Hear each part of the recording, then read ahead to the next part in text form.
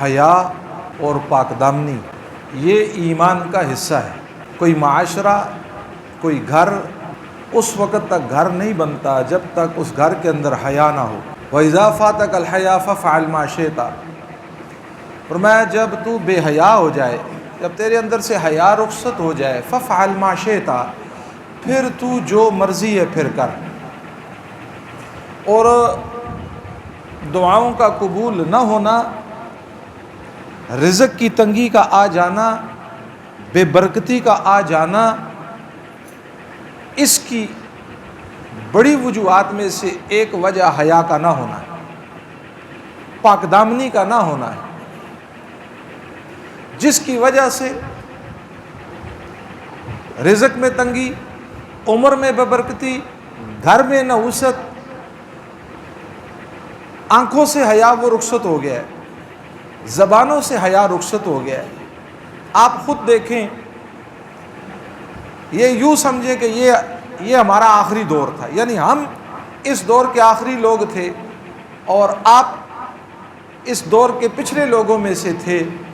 ہم جب ہمارے گھروں میں کوئی بڑا آ جاتا تھا تو ہم چارپائی جو ہوتی تھی اس کو کہتے تھے کس طرف بیٹھو جی؟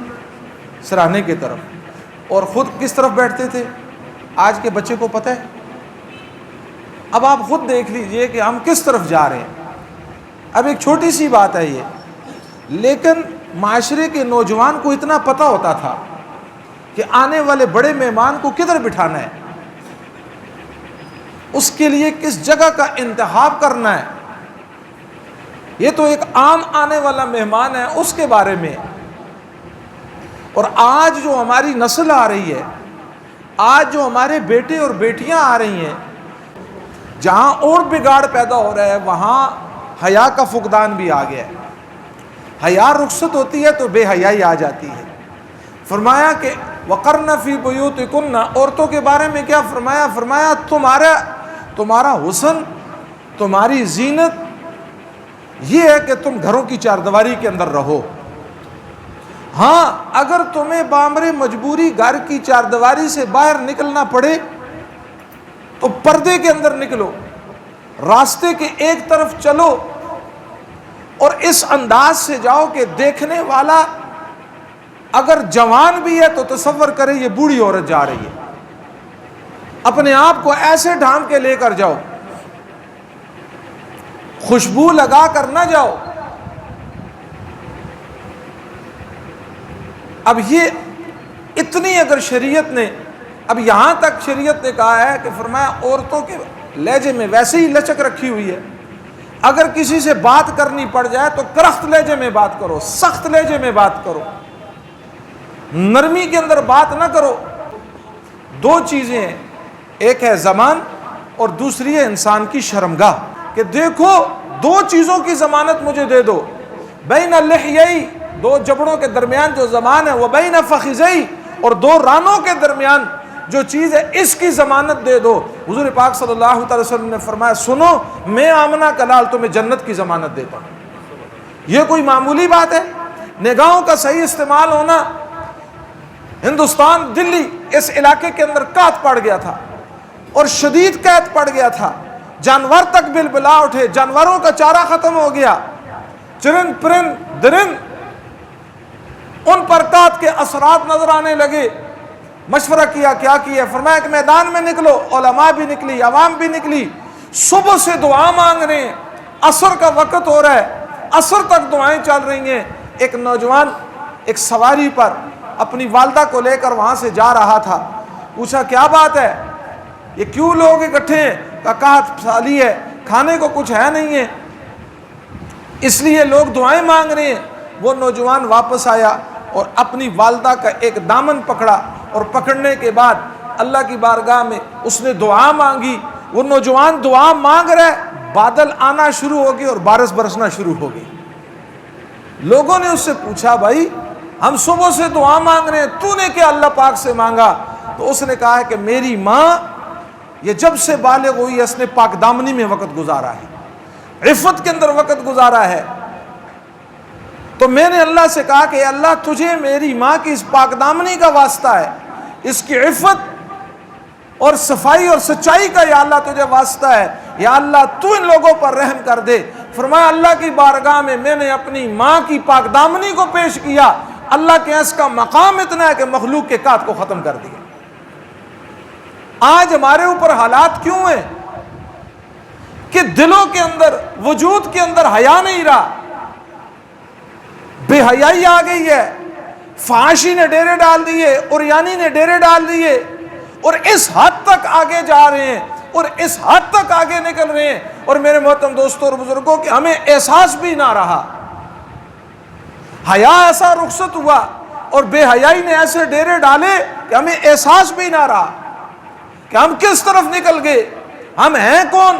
سیدنا عمر فاروق رضی اللہ تعالیٰ عنہ کا زمانہ ہے، آپ مسلمانوں کے خلیفہ ہیں، یمن سے ایک نوجوان لڑکی یمن سے مدینہ کا سفر کرتی ہے اور زیورات سے لدی ہوئی ہے، نوجوان لڑکی ہے، اور کئی دن کا سفر کر کے اس میں آبادیاں بھی آئیں، اس میں ویرانے بھی آئے، اس میں جنگلات بھی آئے۔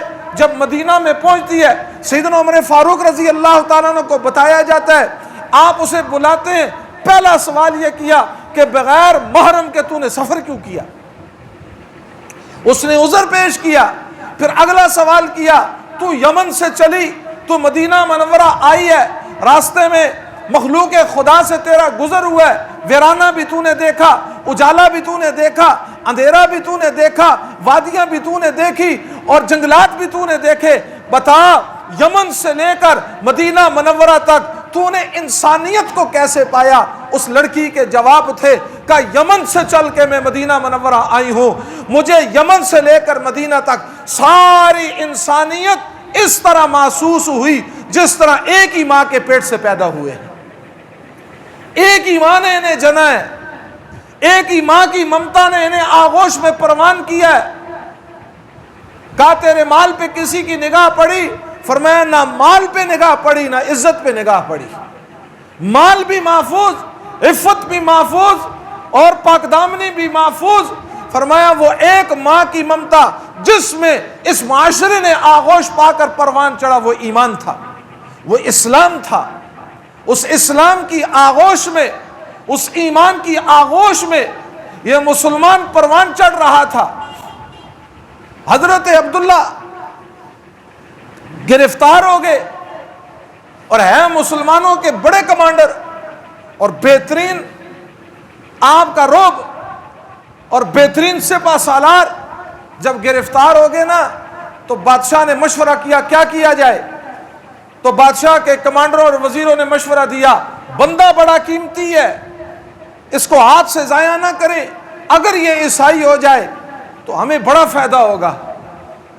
بلایا صحابی رسول کو، بلایا اور بلانے کے بعد کہا اگر ایمان کو چھوڑ دو آدھی سلطنت کا وارث بنا دوں گا۔ آدھی سلطنت کوئی معمولی ہے؟ آج کی بادشاہت کیا بادشاہت ہے، ملک پاکستان کا وزیر بن گیا، فوج کا جرنیل بن گیا، اس کی ایمان ہی نہیں ہے، اس کا غرور ہی نہیں ٹکتا، ان کے عہدے اور ان کی وزارتیں کیا چھوٹا سا ٹکڑا، کیا پاکستان، کیا ہندوستان، کیا ان کے حکمرانیاں، کیا ان کے، یہ تو ضلالت ہی ضلالت ہے ان کی۔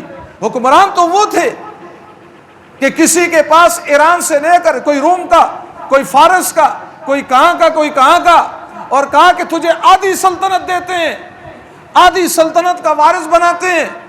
تو حضرت عبداللہ نے کہا تم نے مجھے پہچانا نہیں ہے، مجھے جانا نہیں ہے، ہم جو میدان جہاد میں اترتے ہیں ہمارا مطلوب رب کی رضا ہوتی ہے، کوئی دنیا نہیں ہوتی، ہم دنیا کے لیے نہیں لڑتے، ہم عہدوں کے لیے نہیں لڑتے۔ آج تو لڑائی عہدوں کی ہے، اس لیے ملک کہاں سے کہاں چلا گیا۔ میں عہدوں کے لیے نہیں، کہا بادشاہت میں، کہا اپنی بیٹی بھی دینے کے لیے تیار ہوں، سلطنت بھی دینے کے لیے تیار ہوں۔ کہا نہیں نہیں، تم نے کیا سمجھا، ان چیتھڑوں اور ٹھیکروں اور لیتھڑوں کے لیے ہم ایمان لے کر آئے، ہم اس لیے میدان میں اترے، ہم اس لیے اپنے وطن کو چھوڑا۔ دوبارہ پابند سلاسل جیل کے اندر ڈال دیا۔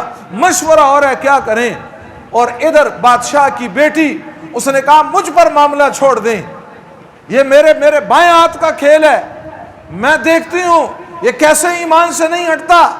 یہ نوجوان لڑکی खूबसूरत भी, हसीन भी, बादशाह की बेटी है, तन्हाई है बिल्कुल। हजरत अब्दुल्ला साहबी है, रसूल है, काल कोठड़ी है, तन्हाई है, और कोई मेरे मोहतरम दोस्तों असरात नहीं है, सिर्फ और सिर्फ तन्हाई है।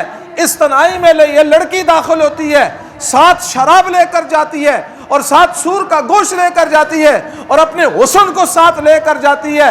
एक दिन गुजर गया, साहबी रसूल को बेकाने की कोशिश कर रही है, फुसलाने की कोशिश कर रही है। दूसरा दिन आ गया, तीसरा दिन आ गया, 3 दिनों के बाद अपने वालिद के पास आकर कहती है, अरसिलनी इला हजरिन, तूने मुझे किस पत्थर की तरफ भेज दिया है? वो इंसान है ही नहीं है, वो तो पत्थर है। 3 दिन गुजर गए, मैंने एड़ी चोटी का जोर लगा लिया, उसने निगाह उठाकर भी मुझे नहीं देखा, उसने निगाह उठाकर भी मुझे नहीं देखा। वो निगाह उठाता, मेरे जलवों को देखता तो मैं उसे गुमराह करती, उसने निगाहों को उठाया नहीं है। मेरे मोहतरम दोस्तों, हमने कुरान पढ़ा है, सहाबा ने पढ़ा नहीं था, जिंदगियों में उतारा था, उनकी जिंदगियों में कुरान उतरा हुआ था। वो कुरान का मिस्दाक थे, वो कुरान पर अमल करने वाले थे। फिर इसीलिए तो अल्लाह ने कायनात का नक्शा सहाबा के ताबे किया। सहाबा के ताबे कायनात का नक्शा चल रहा है, हवा सहाबा के ताबे, फजा सहाबा के ताबे, पढ़ाओ दरियाओं पर उनका हुक्म चल रहा है और पहाड़ों पर उनका हुक्म चल रहा है। और मेरे मोहतरम दोस्तों और बुजुर्गों, वजह यह सिर्फ एक थी कि सहाबा के दिलों में ईमान उतरा हुआ था, अल्लाह की जात पे 100% यकीन था, अल्लाह की जात आली को पहचाना हुआ था, अल्लाह की कुदरत को पहचाना हुआ था, अल्लाह की ताकत को पहचाना हुआ था। आज हम ये देख लें, मेरी निगाहों की क्या हिफाजत है? क्या मेरी निगाह गलत इस्तेमाल तो नहीं हो रही? मेरा दिमाग गलत इस्तेमाल तो नहीं हो रहा? फरमाया आज तो हालत ये, जिस तरह सूखी लकड़ी को तीली लगाओ ना, आग फौरन भड़क जाती है। मैं आज तो बस थोड़ा सा इस माशरे के फर्द को गुनाह का मौका दो, बस आग बिल्कुल तैयार है गुनाह करने के लिए, बिल्कुल तैयार बैठे हुए। और ये पता ही नहीं है कि अपने आप को मेरे मोहतरम दोस्तों गुनाह से बचाकर अल्लाह की तरफ ले जाने में अल्लाह ने क्या लज्जत रखी है, अल्लाह ने क्या चाशनी रखी है। अल्लाह ने क्या फरमाया कि जिस वक्त इंसान गुनाह अपने पूरे हुस्न के साथ आता है और गुनाह जब पूरी दावत देता है, फरमाया जब ये आदमी अपनी निगाह को झुकाता है, फरमाया उस निगाह के झुकाने पे अल्लाह पाक इसको ईमान की हलावत नसीब फरमाते। वो ईमान की हलावत को महसूस करता है, उसे अंदर मेरे मोहतरम दोस्तों ईमान महसूस होता है, सजदे में ईमान महसूस होता है, कुरान की तिलावत करते हुए ईमान महसूस होता है। लेकिन मेरे मोहतरम दोस्तों, अगर बदनिगाही में पड़ा हुआ है, गुनाहों के अंदर यह भी कोई जिंदगी है? और जब इंसान तकवा इख्तियार करता है, अल्लाह इस तकवे की बुनियाद पे अल्लाह पाक इसको तंगी से निकालते हैं। आप देखें ना, कुरान में क्या है, सैयदना मरियम अलैहिस्सलातु वस्सलाम ना माँ की पेट में थी, आपकी माँ ने इन्नी नज़रतु लिर्रहमानी, मैंने आपने नजर मानी, या अल्लाह अगर तूने मुझे बेटा अता किया, इसको मैं मस्जिद अक्सा यानी मस्जिद बैतुल मक़दस की खिदमत के लिए वक्फ कर दूंगी। अल्लाह की शान, बेटा अल्लाह ने नहीं दिया, बेटी अता की है। और फिर अल्लाह ने कहा ये होगी तो बेटी, लेकिन कई बेटों से आगे निकलेगी। फिर उनको माँ ने वक्फ किया। हजरत ज़करिया अलैहिस्सलाम की कफालत में आपका ज़ोद और तकवा जिसको कुरान बयान कर रहा है, और ऐसा तकवा और किनात है। हजरत ज़करिया अलैहिस्सलाम हजरत मरियम को मिलने के लिए आ रहे हैं, आप उनके हुजरे में दाखिल होते हैं, आप क्या देखते हैं, मरियम के कमरा में और हुजरा में फल पड़े हुए हैं, और फल भी बेमौसम है, उनका यहाँ मौसम नहीं, फल का वजूद नहीं है। का मरियम ये कहाँ से आया? और हजरत मरियम कहती है मिन इंदिल्लाह, ये अल्लाह की तरफ से आए, ये तकवे की बुनियाद पे हो रहा है। और आपका तकवा ज़ोद और किनात इलाके में मशहूर है। आप क़ज़ाए हाजत के लिए तशरीफ़ ले गई, क़ज़ाए हाजत से फारिग हुई, अल्लाह ने फरिश्ते जिब्राइल को इंसानी शक्ल में भेजा। हजरत मरियम ने जब इंसान को देखा, आप घबरा गई, अल्लाह के बंदे मुझसे दूर हो जा, आप डरने लगी और पनाह मांगने लगी। हजरत जिब्राइल ने कहा आप डरे नहीं, मैं अल्लाह की तरफ से भेजा हुआ फरिश्ता हूँ। का अच्छा फरिश्ता है। और फिर अगली बात गई, अल्लाह ने मुझे ये कहा मैं आपको बेटे की खुशखबरी दूँ। دو باتیں کی حضرت مریم نے کہ آج تک مجھے کسی نے چھوا نہیں ہے، میرا نکاح بھی نہیں ہوا، گویا کہ دو چیزیں ہیں، یا نکاح یا بدکاری، اللہ نے مجھے ان دو چیزوں سے محفوظ کیا، میں آج تک نکاح بھی نہیں ہوا، اللہ نے حفاظت کی، مجھے کسی گناہ کے اندر مبتلا بھی نہیں ہوئی، کہ کیسے ہوگا؟ تو میرے محترم دوستوں اور بزرگوں، آگے اللہ نے کہا کذالک، یہ اللہ کی طرف سے ہوگا، اور پھر فرمایا اللہ نے حضرت مریم کی پاک دامنی پر قرآن میں مور لگا دی اور قیامت تک اس کو بیان کر دیا۔ اور پھر فرشتے نے پر مارا، فوراً حمل ٹھہرا، اور وہی اترتی ہے، یہ جو کھجور کا درخت ہے اس کے ساتھ ٹیک لگی ہوئی ہے، کہا اسے ہلائیں، تر و تازہ کھجوریں مل رہی ہیں، پانی کا چشمہ جاری ہو گیا، اور آپ دل میں کہہ رہی ہیں کاش اس سے پہلے میں مر جاتی، اس بچے کو میں اٹھا کر لے کر جاؤں گی، قوم مجھے کیا کہے گی، لوگ مجھے تانا دیں گے۔ میرے محترم دوستو، اللہ نے اوپر سے جواب دیا، کہا سنو، جب لوگ اور قوم آپ سے پوچھیں، آپ نے کہنا ہے میں نے رحمان کے لیے روزہ رکھا ہوا ہے، آج میں کسی سے بات نہیں کروں گی۔ پہلی شریعت میں بولنے کا بھی روزہ ہوتا تھا، یہ تو حضور کی امت پر اللہ نے احسان کیا، اکرام کیا، کہ فرمایا تم نے صرف کھانے پینے سے رکنا ہے، بات سے نہیں رکنا، پہلے بات کا بھی روزہ تھا۔ اور اللہ نے بیٹا حضرت عیسیٰ عطا کیے، اور چھوٹے سے آپ ان کو گود میں اٹھا کر جب لے کر گئی ہیں، اور جب قوم ساری جمع ہو گئی، اور ساری قوم نے پہلی بات یہ کی، نہ تمہاری ماں ایسی تھی، نہ تمہارا باپ ایسا تھا۔ مطلب یہ ہے اگر کوئی نوجوان اور کوئی بچی بدکاری کی طرف جائے گی تو تانا کس پر آئے گا؟ تانا ماں باپ پہ آتا ہے، تانا خاندان میں آتا ہے۔ خاندان کے بارے میں کہا کہ یہ کہاں سے لے یا؟ حضرت مریم نے کہا اس بچے سے پوچھو، اس بچے سے پوچھو۔ اب ذرا آپ تصور کریں، اللہ نے اپنے نظام کو بدلا۔ کس کو بدلا؟ اپنی قدرت میں، اپنی قدرت کو بدلا، اپنے نظام کو بدلا۔ بچہ بولتا نہیں ہے، ابھی پیدا ہوا ہے، وہ بولتا نہیں ہے، بولنے کے لیے وقت چاہیے، لیکن حضرت مریم کی عفت اور پاک دامنی کے صدقے، آپ کی اس تہجد، آپ کی عبادت، آپ کی ریاضت، آپ کی حیا، آپ کی اس پاک دامنی کے صدقے، آپ کے اس کے وسیلے سے اللہ نے نظام کو بدلا۔ اور حضرت عیسیٰ علیہ السلام بولے اور کہا انی عبد اللہ، میں اللہ کا بندہ ہوں، اللہ نے مجھے بھیجا۔ میرے محترم دوستو، ماں کی پاک دامنی کو ماں کی گود میں بیان کر دیا، اور اللہ نے نظام کو بدل کے حضرت مریم کی عفت اور پاک دامنی کو بیان کر دیا۔ آج بھی اگر کوئی عفت کی چادر اپنے اوپر ڈالے گا، پاک دامنی کی چادر ڈالے گا، خدا قسم آج بھی نظام بدلے گا۔ آج بھی قدرت اللہ کی اپنے نظام کو اپنی قدرت سے اللہ بدلیں گے۔ لیکن ہم حیا کی طرف آئیں تو صحیح، ہم پاک دامنی کی طرف آئیں تو صحیح۔ میرے محترم دوستوں اور بزرگوں، یہ بھی کوئی زندگی ہے؟ گناہ کے اندر بھی کوئی زندگی ہے؟ گانے سن کے زندگی گزارنا یہ بھی کوئی زندگی ہے؟ 1400 سال پہلے امام الانبیاء صلی اللہ تعالی وسلم نے فرما دیا ان الغنا، سنو، ينبت فی القلب النفاق، فرمایا سنو میں آمنہ کا لال اعلان کر رہا ہوں، گانا دل کے اندر منافقت کو پیدا کرتا ہے، یہ دل کو کالا کرتا ہے، یہ دل کو سیاہ کرتا ہے۔ بد نظری میرے محترم دوستو ظلمت کو پیدا کرتی ہے۔ اب بتاؤ میرے محترم دوستو، حیا والی زندگی کی طرف آنا چاہیے یا نہیں آنا چاہیے؟ اللہ کی طرف آنا چاہیے یا نہیں آنا چاہیے؟